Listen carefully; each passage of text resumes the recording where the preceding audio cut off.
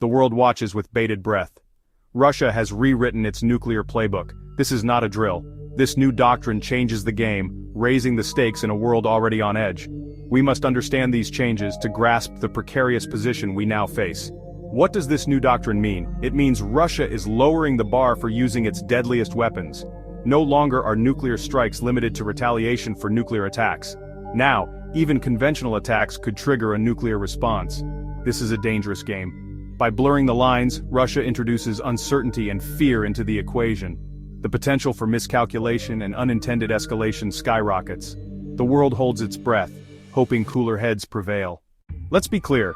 Russia's updated doctrine is a game changer. It outlines specific scenarios where a nuclear response is now deemed acceptable.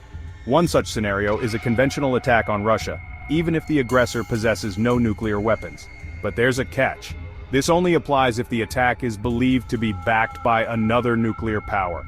Imagine this. Ukraine, locked in a bitter conflict with Russia, launches a large-scale offensive. They're using conventional weapons, but Russia believes the United States is providing critical intelligence and logistical support. Under this new doctrine, Russia might consider this a joint attack by Ukraine and the US, a nuclear-armed power. The result? A potential nuclear response from Russia. Another concerning change is the inclusion of attacks on critical infrastructure as a potential trigger. What constitutes critical infrastructure is deliberately vague. Could a cyber attack on Russia's power grid be enough to justify a nuclear response? The ambiguity is chilling. Why now? Why has Russia chosen this moment to unveil its updated nuclear doctrine? The answer lies in the ongoing war in Ukraine. Russia views the West's support for Ukraine, particularly the provision of advanced weapons, as a direct threat to its own security. The recent provision of longer-range missiles to Ukraine has particularly angered Russia. These missiles give Ukraine the ability to strike deep inside Russian territory, something Moscow sees as a major escalation. Russia claims that Ukraine has already used these missiles to attack a military facility. This, they argue, proves the West is willing to take the conflict to a new and more dangerous level. The updated nuclear doctrine is a clear message to the West. Back off.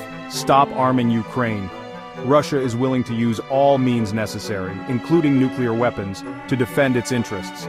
This is a dangerous gamble, one that could have catastrophic consequences.